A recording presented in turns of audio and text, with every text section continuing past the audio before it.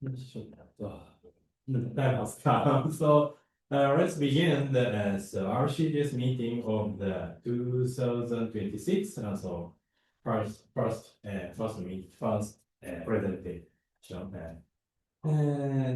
Thank you very much. So this meeting will be changed by one. Yes, so.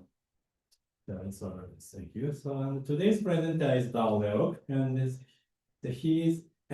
presentation is prayer Pigma Pig sorry pilgrimage, video games, tourism, and atmospheric encounters. So please, Leorke, please start your presentations. Sure. Thank you, Professor Kawasaki. Thank you so much for having me here. It's a real pleasure to be here at Ritsumeikan, and I'm really grateful to you for hosting me and also for putting me in contact with the group. It's a real honor to be here. So hopefully everyone can hear me okay online as well. My name is Dale. I'm a research fellow at the Centre for the Sciences of Place and Memory at the University of Stirling in Scotland. And my background is in video game studies, digital media, and place. I spent the last few years researching how video games shape people's relationships with real-world locations, and as mentioned, more recently, how players travel to the real-world sites that games depict. For this project, I've been drawing on a few different strands of literature and theory, including atmospheric studies, a strand of phenomenological thinking associated with scholars like Gunnar Böhmer and Hermann Schmitz that treats atmospheres as felt qualities that sit between the self, subjects, and the environment. So things that you register bodily before you've actually consciously processed them.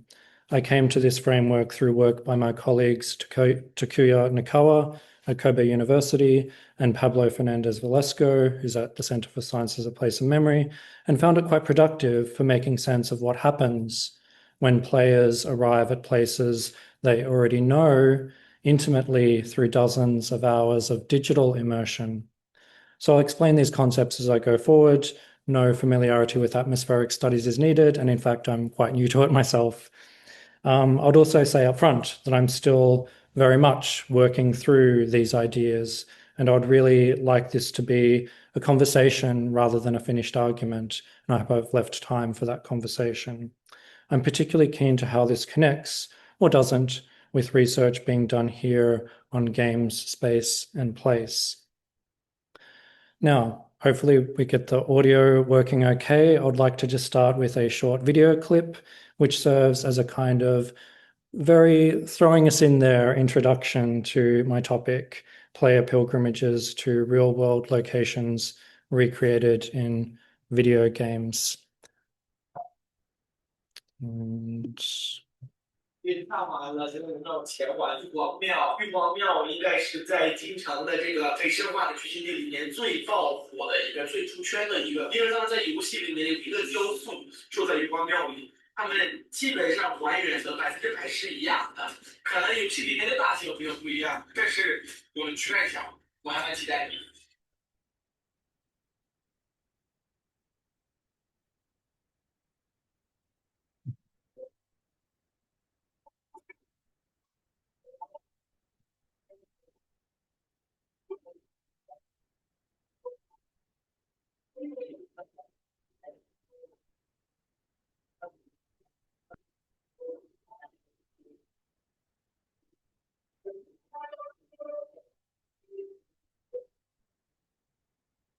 然后我找到了最主圈的一个雕塑，然后这个名字也没意思，看清楚。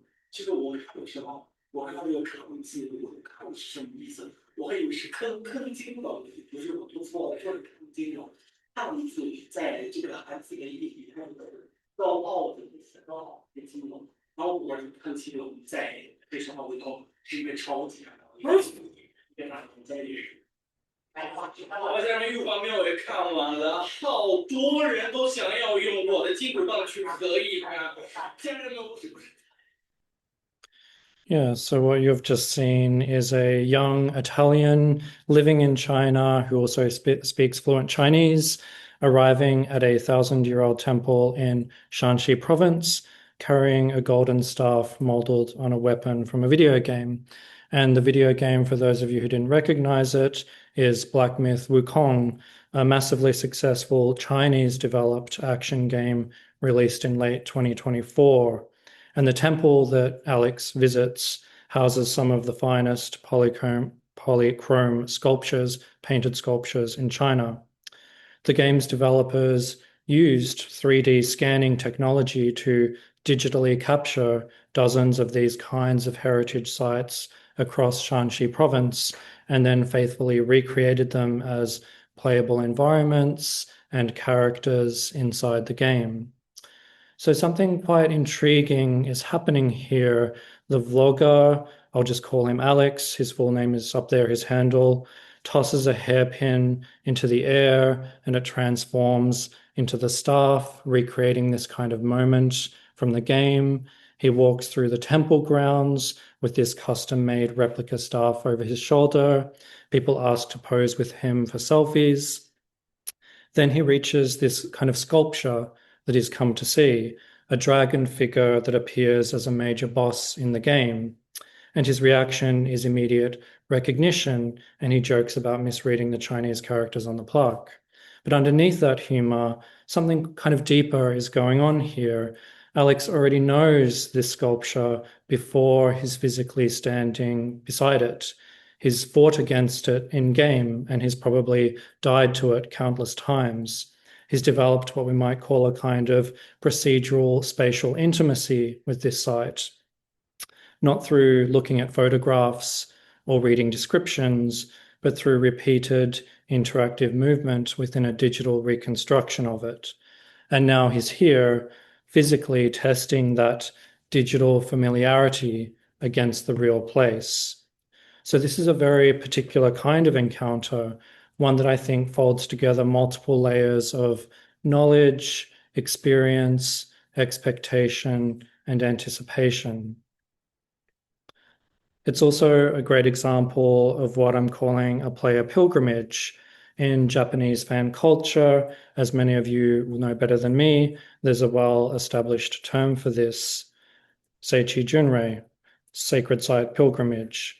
It's most often associated with anime fans visiting locations depicted in their favorite manga or shows.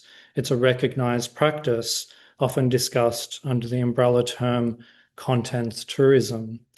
This was a term that was actually coined by the Japanese Ministry of Tourism in the early 2000s and has been developed in the scholarly literature, particularly by Yamamura and Seaton. So what I'm researching is a kind of variant of this that's specific to video games.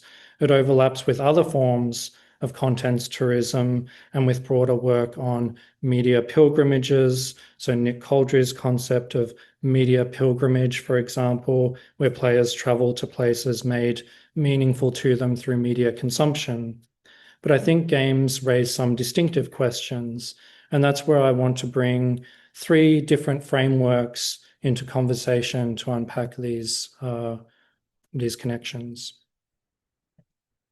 So the first is, as I've mentioned, atmospheric studies, the phenomenological tradition associated most strongly with Schmitz and Boehmer, German theorists, that treats atmospheres as felt qualities sitting between subjects and environments. Atmospheres, they argue, are neither entirely subjective nor objective. They sit somewhere in between. Schmitz describes atmospheres as spatially diffused feelings, Boehmer as the sphere of felt bodily presence. But the framework I found most productive within this tradition is Fernandez Velasco and Nikawa-san's account of atmospheres as nested affordances.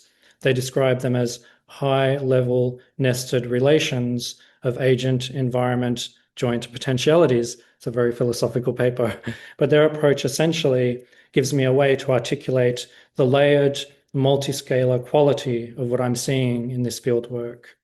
A bodily feeling at a heritage site is simultaneously shaped by hours of gameplay, by platform algorithms, by cultural politics and knowledge, and by the physical properties of an ancient sacred site.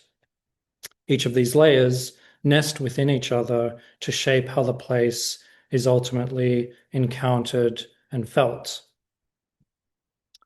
I'm also drawing on theories around video game space, and there's a growing body of work, of course, on how games construct spatial experience. Fernandez Vara's work on spatial representation, Zhao's recent work on spatial literacy in games, and Nelson's work on game environments as designed experiences.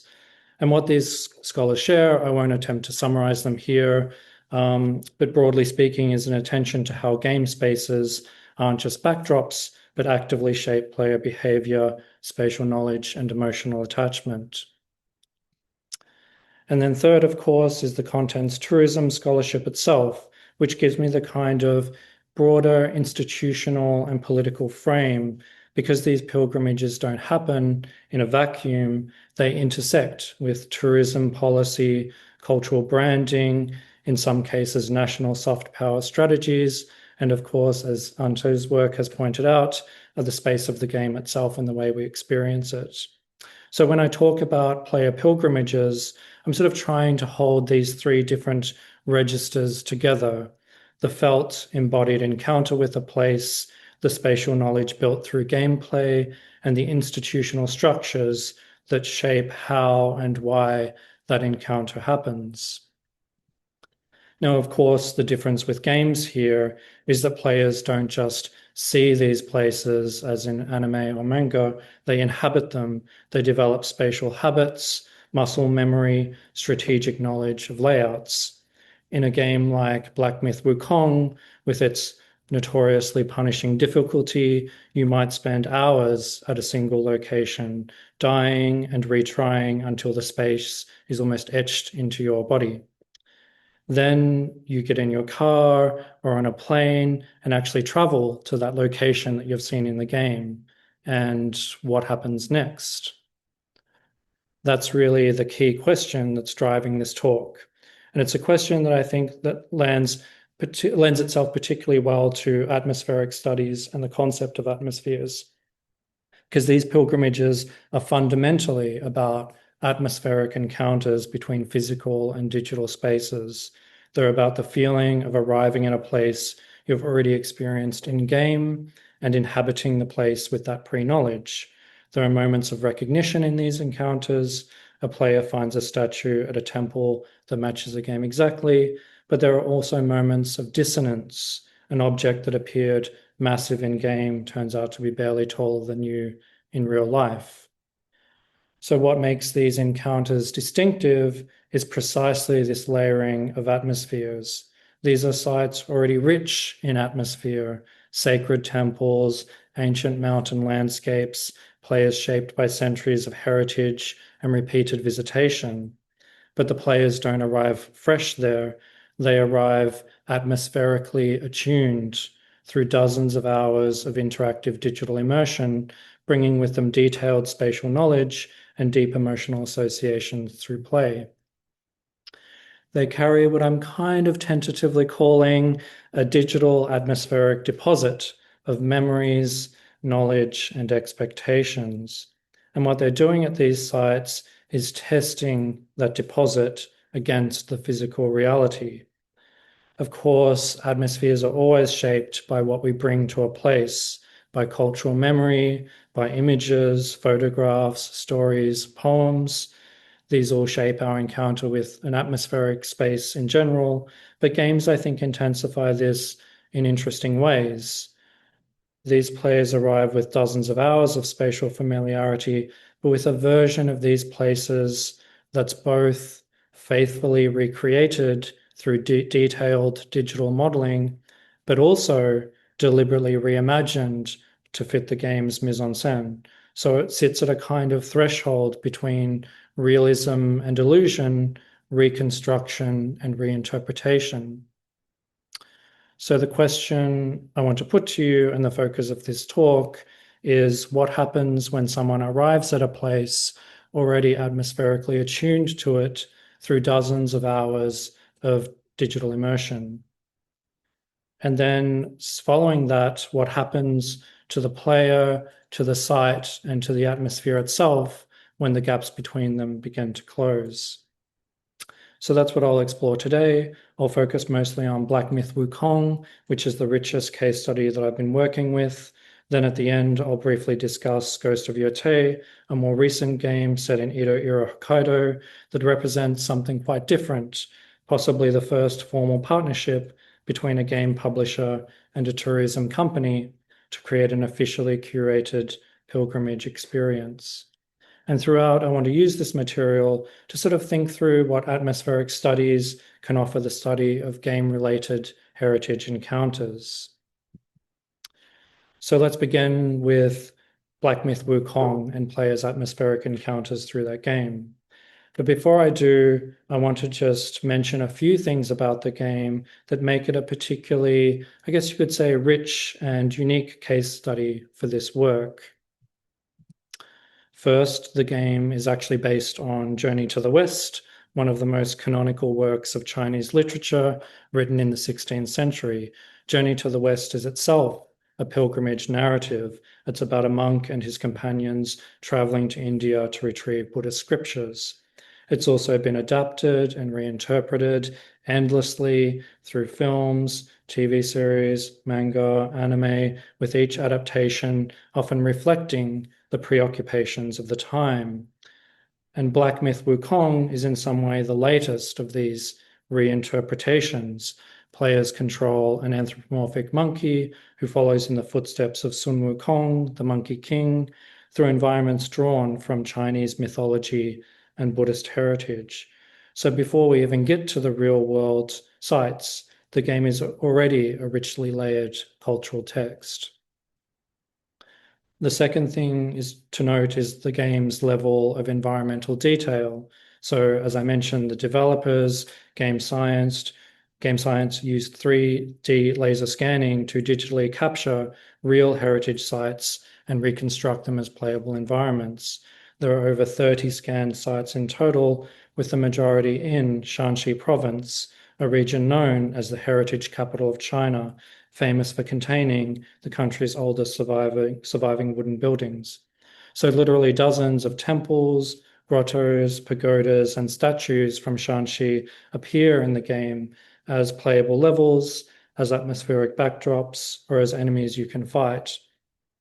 Sometimes they're exact replicas, right down to the exact placement of cracks and inscriptions.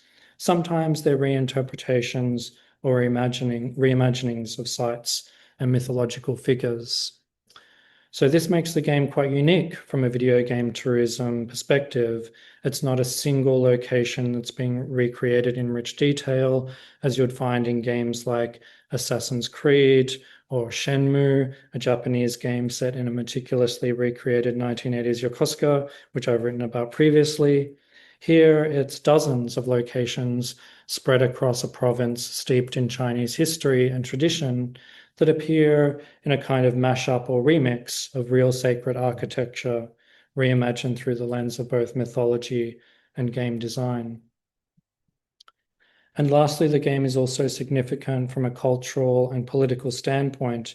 It's the first Chinese-developed game, arguably, to achieve major global success, selling tens of millions of copies worldwide. This is significant because the Chinese games industry has often been marginalized in global games discourse, dismissed as derivative or state-controlled. So within China, there's been this kind of surge of national pride attached to Black Myth's success.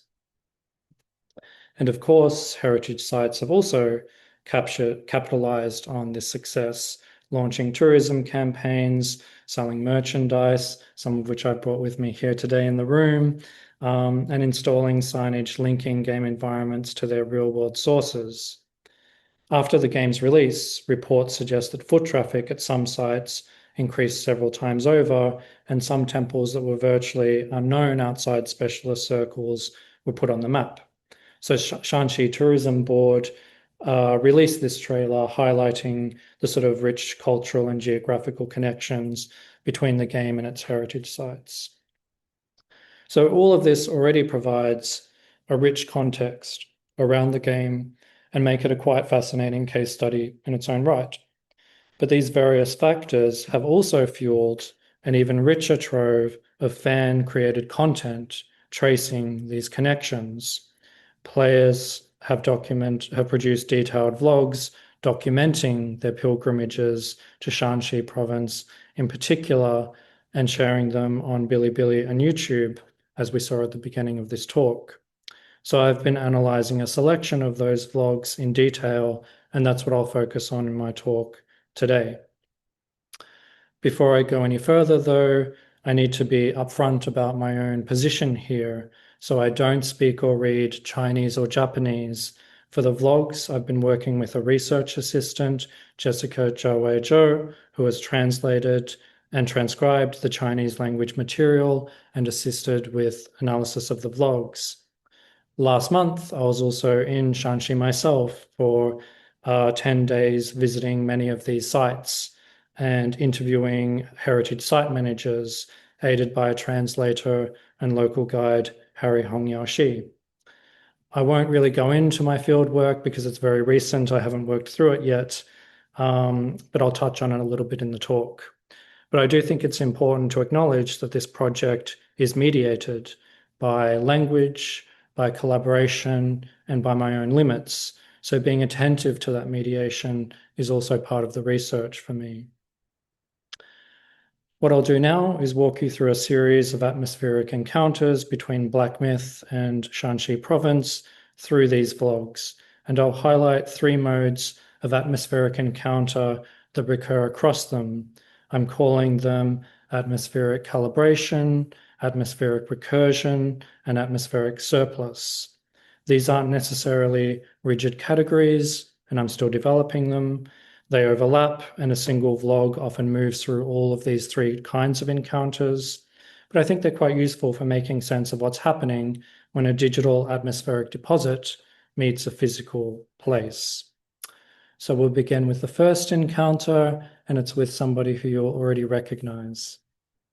好吧，现在我们来到了我们最后的一个形式嘛，就是佛光寺。佛光寺这里有一个柱子，就是我自己打游戏的时候，我遇到了，就是刚刚开始这个游戏里面的这个故事的时候，它就会经过这么一个柱子，然后这个柱子在这里面就是有1比1大小，我去看一下啊。花似人把别离，草似百味佛绕居。一朝腐坏平和起。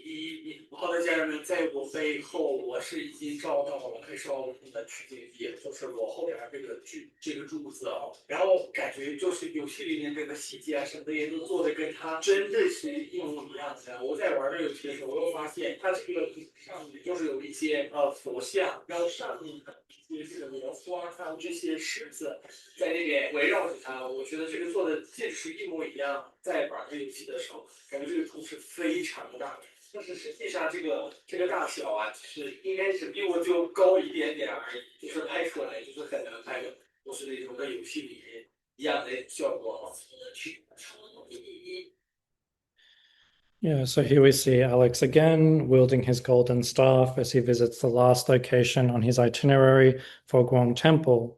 And again, he's not just visiting this site, he's also actively performing it, using his body and a prop as a kind of cosplay to close the gap between the digital and the physical. But what I want to focus on is what happens in this specific clip. So Alex is standing beside a stone pillar that appears right at the start of the game. At the start of the clip, he talks about his memory of it and how here, at the end of his journey across Shanxi, he's looking forward to finally seeing this particular pillar. And his reaction kind of goes in 2 directions at once. He notes the details are impressively similar. The Buddha statues, the lotus flowers, the lions are exactly the same, and he really feels like he's in the game. But then he also notices that the pillar felt enormous in game, while in reality it's barely taller than he is. He even kind of tries to show us how difficult it is to photograph to match the game's perspective. So he's engaging what we might call calibration or maybe recalibration holding his digital atmospheric deposit up against the physical site and assessing where it lands. On one level, this is a fairly straightforward comparison. He's comparing spatial and architectural details, testing how precisely the game reproduced those or reproduced a real object. But he's not just doing it objectively, like an architect or a designer comparing measurements. He's also speaking affectively. He's talking about what this pillar meant to him in the game, his memories of first encountering it, what it felt like to pass by it at the start of the story, and how they carry over into real life. So he's both recalibrating his spatial knowledge of an object, aligning his in-game knowledge of its size and proportion with its real-world counterpart, but also exploring something a bit harder to pin down, whether the atmosphere he felt in the game carries over into the real place, whether the thing he felt there, he can also feel here. Now, this kind of atmospheric calibration appears in virtually every blog I've looked at. It's the most common mode of atmospheric encounter. There's always this moment of like, it's just like in the game, or I really felt like I was in the game when I visited these sites. But what's interesting is that bloggers don't just passively register the correspondence, they actively work to close the gap through cosplay, through borrowing the game's language and poses, through overlaying game footage onto their videos. So calibration isn't only about testing the distance between the digital and the physical, it's also about trying to close that distance. So let's now move on to the next, somewhat deeper layer of atmospheric encounter. 接着我沿着高速呢，直接前往一站小天的所在地北门西线。没想到一下高速就新一轮的黑窗户主题的指示牌，还会让游客收集改良的打卡点，甚至还贴心的标注了西线的相关景点和美食。工作人员还给我们送了水，把所有西线小线定制的袋子和相关指示牌。谢谢。好，谢谢，太棒了。然后我们就直接开车直奔景区了。我们现在一进这个广场，就已经发现不一样了，跟入口又闪起小西天风迎天命。现在除了商贩变得更多的，还有免费的休息室、免费的饮品提供。最离谱的是呢，我们想要在游戏区地让游客免费体验黑窗，我们的想法竟然被景区官方抢先一步了。你看他们在离这个景区更近的地方，就在门口设立了一个这个叫黑窗悟空体验区。然后他们这边好像也是每个游客可以免费玩3次，就是3次如果能打败 BOSS 之后，他会送一个金箍棒的一个纪念品。在游戏上线的短短1个月中，我们已经第3次来这个小西天了。这个景色确实很好看，但是这开真怕的是真累啊！我刚刚又发现了一个细节，就是你看我右边的这个墙壁，之前这儿就1个月前，就是那种绿色的那种施工肥料，就是看起来比较怎么说廉价，比较苍乱，现在全部都改成了这种白色的这种肥料，上面还放了这个实景的照片以及这个游戏的画面，就你能感觉到，无论是这个景区也好，还是山西文旅也好，就是真的是用心的在让每一个游客他的这个体验变得更好。Yeah, so this is actually a Shanxi-born vlogger, tech vlogger whose handle roughly translates as post-90s tech talk. He's made 4 videos about Black Myth and his home province of Shanxi, a kind of informal documentary series where he visits numerous sites scanned for the game. The first of his videos was filmed just before the game's release. We saw a short clip there. As a pilgrimage, sort of in anticipation of the game. And the clip that you've just seen is from his 3rd video, filmed a few months after the game's release, late 2024. And what's striking in this video is how much has changed. Shao Shitian, also known as Little Western Heaven, is a temple that's known for its ornate golden interior and hundreds of Buddhist sculptures suspended from every ceiling. On the vlogger's first visit, before the game's release, it was quiet, just an empty car park and 1 check-in desk. Now, a few months later, there are ordered queues, site managers handing out water, souvenirs, stalls selling Black Myth merchandise, and as we saw, the game is even playable on site. Construction workers have also come in and replaced this quite shoddy temporary fencing with an elaborate mural of Black Myth imagery. So the atmosphere of the place has sort of been visually and socially reorganized around the game. The atmosphere of the game, we might say, has reconfigured the atmosphere of the very place it depicts, made it more lively, better organized, but also more crowded and more commercialized. So what's happening here is somewhat different from calibration. It's not just the deposit meeting the site and finding it slightly different. It's that the deposit has turned back on the site itself. This is what I'm calling atmospheric recursion. It goes something like this. The game captured Shaoxitian as it was, quiet, ancient, golden, a fairly small tourist site on the itinerary. Players then absorbed that atmosphere over dozens of hours in the game, and it kind of became their deposit or their framing of the location. Then that deposit amplified through social media and news coverage about the game drew thousands of people to Shanxi, and in particular this site. And by arriving in large numbers, they then changed the site. It's no longer quiet, it's full of queues, merchandise, signage. So the next wave of pilgrims arrive, still kind of carrying this sense of the site from the game, the pre-commercialized, contemplative Golden Temple, but the place they encounter is no longer the place the game depicted.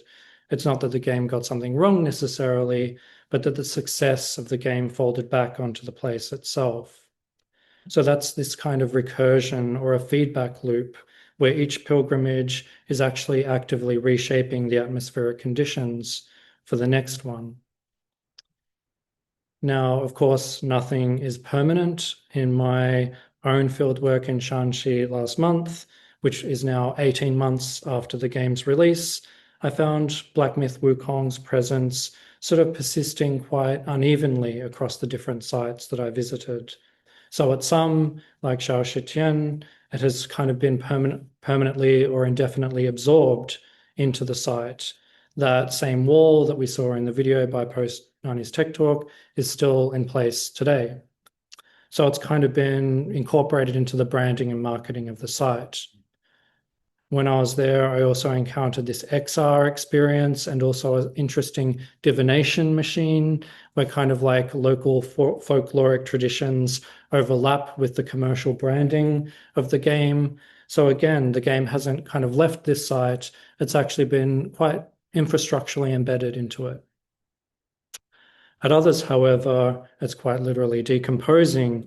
Here at Yongan Temple, Black Myth signage has kind of been discarded in a corner, a back corner of the temple, not yet completely thrown away, but definitely no longer actively used, as you can see. And most strikingly, this marquee entrance that greeted visitors at one site soon after the game's release was literally decomposing in a nearby car park. So recursion here isn't just a single event. It keeps shifting. Some sites, as I've seen, absorb the game into their identity. Others sort of move on as it no longer actively circulates. The atmospheric transformation that the game set in motion doesn't resolve, it just enters a new phase. And this kind of sets the scene nicely for our final two encounters with the game. 14站铁佛寺，为什么我在狂奔啊？也听到了很不好的消息。啥？闭馆了？天呐，我的是天都塌了！驱车6个小时，刚下车就火速碰壁，但是我还是贼心不死的到大门口苦苦顺望，试图交车。终于当年允许我短暂的进入。哦，铁佛寺作为单处群行最多的地方，但竟然是我们所有去过的庙宇中最小的，只有一进庙能目测几十平，一进来一拍脑瓜。这不就是黑神话的感觉吗？不是你们小马虎就开挂这个。一直以来，在我心中，神佛一直都是那种庄重宁静、慈眉善目的样子，而铁佛寺的塑像造型却非常夸张，是那种狰狞的美。这他也算是感受到黑暗美学的魅力了。在这里，我还见到了铁佛寺的守庙人，是一对母女。哎呦，我们真的往这边看到58年，我看了58年了，现在70多了。二人一庙就是一辈子，早已对庙里的一切如数家珍。这里早已是他们的家，他们就是现实版的土地神，守着一方庙宇，孤独又清冷，寂寞天人的道坊。最高兴的一天，最激动人心的一天，我们驱车了6个小时，不知道开了多少公里，几百公里到了这里来。本来以为太管了，他说我贴住他了，真的，我已经蹲在那里，已经准备抱头鼠窜了。他最后还是通过让我们记者拍到了，还给我们解说，真的是非常非常好。但是的朋友真的是非常热情。Yeah, so this is Jilling, who is another vlogger who spent a month driving across Shanxi visiting 30 different Black Myth sites in her video. And as you can sort of see from this short clip, her video is a bit different in register from the ones that I've shown you before, whereas the other vloggers bring their replica staves and their gaming gear to the site. She carries printed photographs from the game and holds them up to real-world objects. Unfortunately, you don't get to see it in this clip, but also throughout the video, she wears hanfu, traditional Chinese dress, which gets sort of progressively destroyed by the weather as she progresses through her trip. She's quite open about her approach to the game, learning as she goes and telling the audience that she didn't really have much interest in Buddhist history before Black Myth Wukong came along. And here she's driven 6 hours to reach Tiafo Temple, the smallest site on her route, but arguably the one that's most referenced in the game's character art. And she arrives to find that it's closed. She stands at the gate and negotiates to get let in. And inside this tiny courtyard, she meets the mother and daughter who have been guarding the temple together. The mother has been there for 58 years, and Jilling describes this sort of quite interesting, emotional, affective encounter with them, describing them as real-life earth gods guarding this solitary and quiet temple. So nothing in the game could necessarily have prepared her for this encounter. The game gives the sculptures, the dark aesthetic, the boss designs modeled on those statues, but the felt quality of actually arriving at this small closed temple, being greeted by a 70-year-old woman guardian who knows every sculpture in depth, that's a kind of affordance of the physical site that doesn't have a digital equivalent. It's a kind of atmospheric surplus, the site actually exceeding the deposit that you bring there. I think it's also worth noting here that Jilling is one of really only a handful of women vloggers specifically undertaking these player pilgrimages connected to Black Myth Wukong. Almost all of them are male. The game itself is very masculine. You can only play as a male character, although I'm not sure if we saw in this clip, but Jilling actually uses a mod in her videos that transplants Tifa Lockhart from Final Fantasy VII into Black Myth Wukong. The developers themselves have also been criticized for misogynistic comments. So this isn't something I'm going to fully unpack here today. I'm interested in exploring it further, but I'm very interested in how a pilgrim's positionality, their gender, their cultural background, their relationship to the game might shape which atmospheric affordances they perceive and take up. And I think that leads into this next clip, our final encounter, which also demonstrates a different kind of atmospheric surplus. 这个殿当中，周围墙体上大大小小是507尊菩萨像，神态、表情、动作如一雷同。在这个菩萨像下边有2扇门，门外进入门里的是507尊，没有进来的留给咱们后人一个遐想的空间。所以说这个殿取名它叫千佛殿，千就是多的意思。门的上头，那这个殿当中颜色最亮的亮点在哪里？因为它一年四季都是背光，所以说上头的这个彩绘颜色是最亮的。整个这个场景是菩萨救七难的一个场景。你这个有光手电的地方，其实现在就是这个寺院当中所有的这些塑像，咱们每个人进来之后的呼吸，对这些彩色都是有损破坏的。所以人家现在好多专家学者建议，咱们双明寺是不对外开放才是。所以看一个小，看一眼商业真的是很难得的。你今年过来看是这种颜色，再过3年之后再来的话，颜色肯定要有的很多。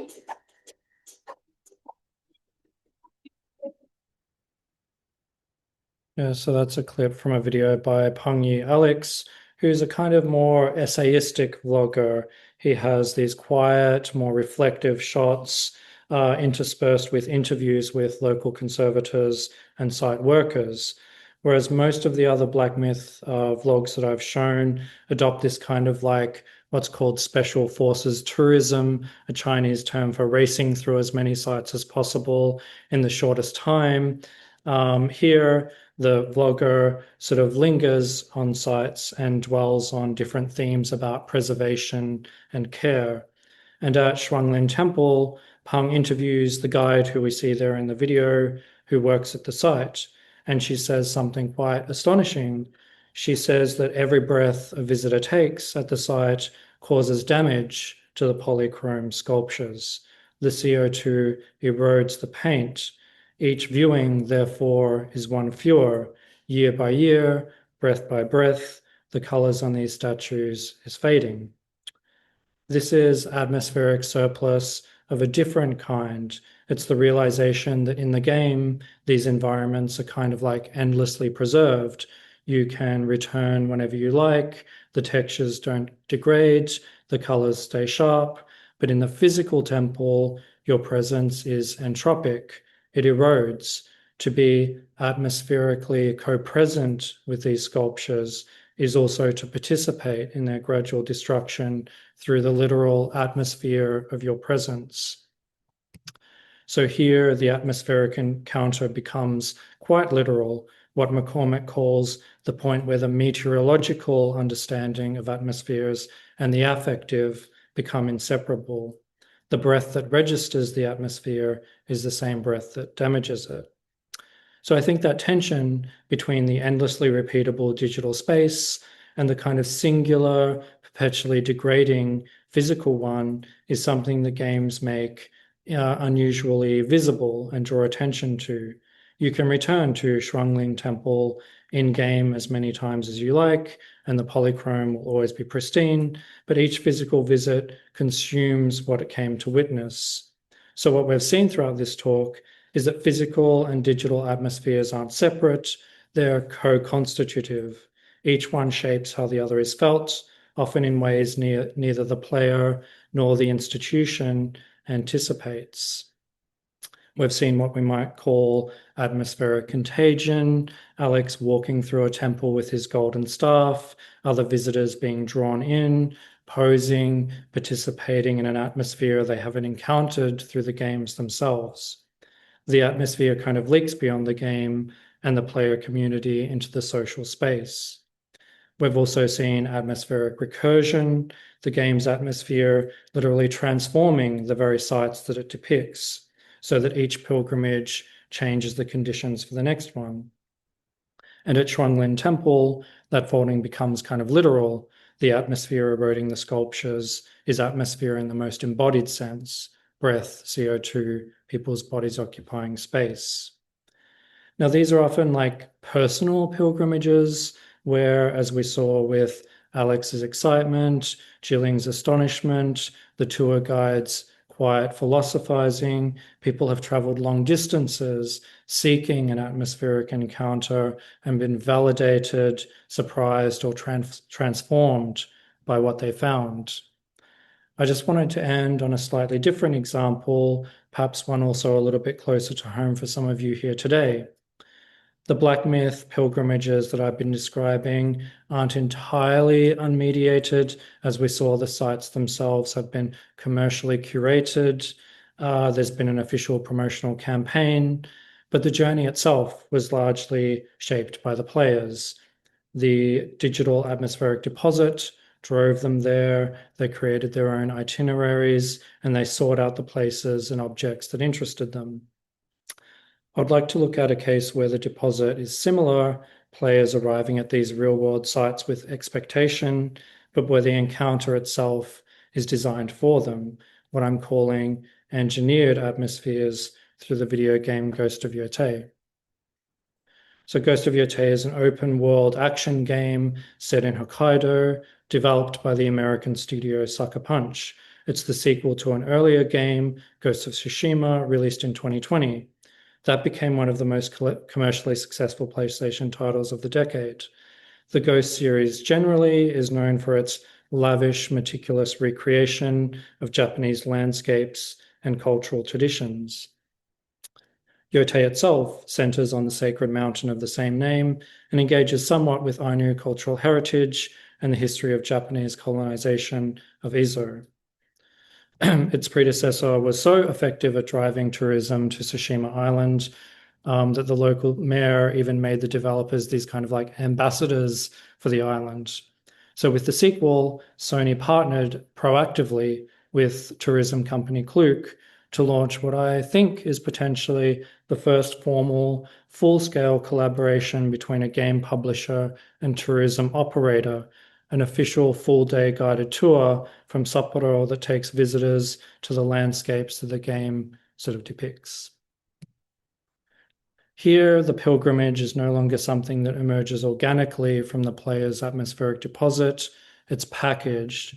The route is set. The stops are chosen for you. It's a kind of engineered atmosphere that's designed in advance, where the encounter between digital and physical space isn't left to the pilgrim, but planned, packaged, and monetized by institutions. So I took this tour myself twice in March last month.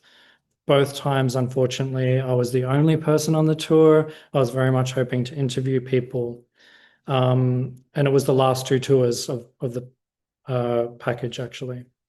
The format was essentially drop and collect. The driver kind of deposits tourists at each site with a set amount of time and leaves you there. There was no guided commentary connecting any of the stops to the game, and the only tangible game-related elements were a bag charm, which you can sort of see here, and this brochure with kind of listing various sites as inspirations for the game without further elaboration. I interviewed the driver on my second visit. He hadn't played Ghost of Yotei. He said that only a handful of tourists had mentioned the game to him. And when I asked whether the Ghost of Yotei tour was different from his regular sightseeing route to the same locations, he said the tour is essentially the same. So what I found was not necessarily even an engineered atmosphere, but a kind of branded one.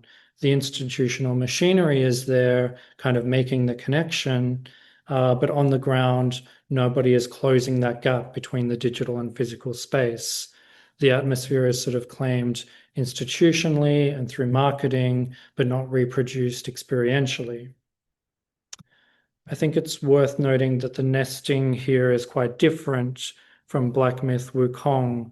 With that game, a Chinese studio scanned Chinese heritage sites. Chinese players predominantly led the pilgrimages, and it became a kind of mascot both for Shanxi province and the Chinese games industry. With Ghost of Yotei, the circuit is a little bit more stranger and convoluted, perhaps. An American studio makes a loving, potentially arguably fetishizing homage to Japanese culture. Players sort of use the touchpad to perform these Japanese cultural traditions. There's a Kurosawa mode in the game named after the director. That kind of American reinterpretation then gets packaged into a real-world tourism product, marketed globally and taken up almost entirely by East Asian visitors to Hokkaido, on a route that's largely indistinguishable from a broader tour of Hokkaido sightseeing area. Now this kind of, Kurosawa mode. Now this kind of American fantasy of historical Japan is being sold back as an encounter with Japanese heritage, absorbed into exactly the kind of contents tourism model that Japan pioneered. Meanwhile, in China, a Chinese game is doing something that sort of resembles this, but is quite structurally different. It's reinvigorating domestic tourism, mobilizing the soft power of the game, and directly competing with the very cultural export, Japanese video games, that it's kind of being compared to. So these aren't the same phenomenon wearing different costumes. The sort of like directionality here matters. Who made the game, whose heritage is being depicted, who travels and who profits. These are all questions that can sort of be unpacked here in quite depth, I think. This is something I want to continue developing, and I'd really welcome your feedback on these different angles. But I do want to argue that the atmospheres that these games produce don't stay inside the games. They get taken up by cultural politics larger than any individual players encounter. They're entangled. And I think that entanglement between felt experience, game design, and institutional power is exactly where game studies, contents tourism, and atmospheric studies have something to kind of discuss together. So I'll end more or less where I began, with the question of what happens when someone who has spent dozens of hours inside a digital space arrives at its physical source. What I've really tried to show is that these encounters aren't just acts of recognition, they're also active. They involve calibration, they involve this kind of recursion where the game's atmosphere transforms the very site depicted, and they involve surplus, where the physical site delivers something the game couldn't. They also involve this kind of engineering, or at least the attempt of it, where the encounter is formalized and the question of whose atmosphere shifts from just the personal to the institutional, national, and maybe even geopolitical scale. I think these vlogs also show that heritage sites offer these kind of nested affordances, potentialities that don't sit passively in the environment waiting to be discovered, but surface differently depending on who arrives, how they've been primed, and what the site has sort of become through that transformation. The game opens up some of these layers, it forecloses others, and some it can't even reach. This is something that existing frameworks in game studies and contents tourism haven't fully reckoned with, the sheer depth of spatial and atmospheric knowledge that games produce in players before they arrive at a site. That's what I've kind of been trying to get at with this idea of the digital atmospheric deposit, and I'd really welcome your honest and genuine thoughts on where this line of inquiry might lead and how it connects with the work being done here. And I'd just like to finish by thanking John Sutton and Paula Reevy from the Centre for the Sciences of Place and Memory for funding my fieldwork and research here. Also the Kobe Institute for Atmospheric Studies for hosting me during my week here in Japan. I also thank Professor Kawasaki for hosting me here today, and Chu again for connecting me with the group, Haorui Tong for hosting and organizing my trip here, Professor Inoue for also connecting me, and of course the Ritsumeikan Center for Game Studies as well. Thanks also to these people for additional thoughts and feedback on my talk. Arigatou gozaimashita. Thank you so much for having me.